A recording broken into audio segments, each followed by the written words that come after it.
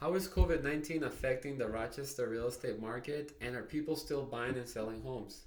These are questions that I'm being asked by my clients. In this video, I'm going to answer these questions and give you practical information and things to consider. Hi, my name is Joseph Eslait, and I am the real estate broker of Casa Real Estate. COVID-19 is affecting all real estate markets, but some more than others. Big metros are going to be more affected than a city or a small town like Rochester, Minnesota. As of today, real estate transactions are considered an essential service in Minnesota.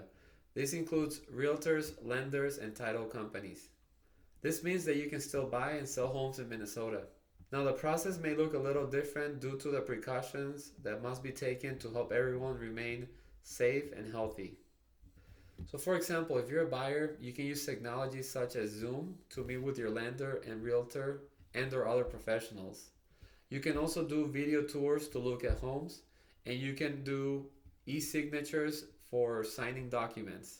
So essentially, the only time you really have to leave your home is when you go to see the house that you're going to put an offer on, and when you have to go to closing to sign documents. But in between, everything can be done remotely. Now, if you're a seller, there's things that you can do as well. For example, leaving lights on and doors open and anything else that will make or minimize the amount of things that a buyer is going to be touching. You can provide hand sanitizers at the house at the by the entrance, so that when buyers come in, they can clean their hands. And sellers can also sign electronically and take the proper precautions when they go sign documents, just like buyers at the closing. Now, obviously, if you're sick or not feeling well, whether you're the buyer or the seller, things can be rescheduled so that way you don't have to expose yourself or anyone else to the COVID-19 virus or any other sickness. Now, Dr. Lawrence Yun, who's the chief economist for the National Association of Realtors, had an interview, and he had some great points that I wanted to share.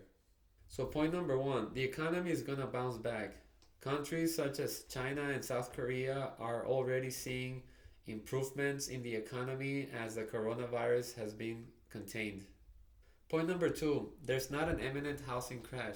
Housing fundamentals have been strong, and real estate still remains a safe long-term investment. Banks are increasing their regulations to protect buyers from subprime mortgage, and overbuilding of homes have been on a decline since 2008. Point number three, the spring selling season will be pushed back. Expect an increase in demand in the late summer and early fall. Point number four, real estate is still a strong investment. During these times of pandemic, real estate has become a very useful investment. And point number five, if your job is secure, this may be a great time to get into a low interest mortgage. Or if you're worried about your job, this would be a great time to pause your home buying process. Now let's take a look at some Rochester statistics. So every Friday I'm going to do an update on the Rochester real estate market. If you go to rochesterhomesmn.com or Casa Rochester and you go to the top part of the website and you click on blog, you'll be able to see all the most recent blogs.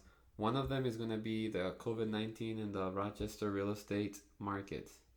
Here you can see there's a table of content with different topics and a little more in-depth discussion of COVID-19 and how it has affected and will affect the Rochester real estate market. If you scroll down though, you'll see that there's a graphic, and this is what's going to be updated every week. So if you look here, this one says since March 20th, 2020, and it should be from this date up until the 27th. So 1 week. So in that 1 week, there were 75 new listings. There were 52 pending, meaning properties that went under contract.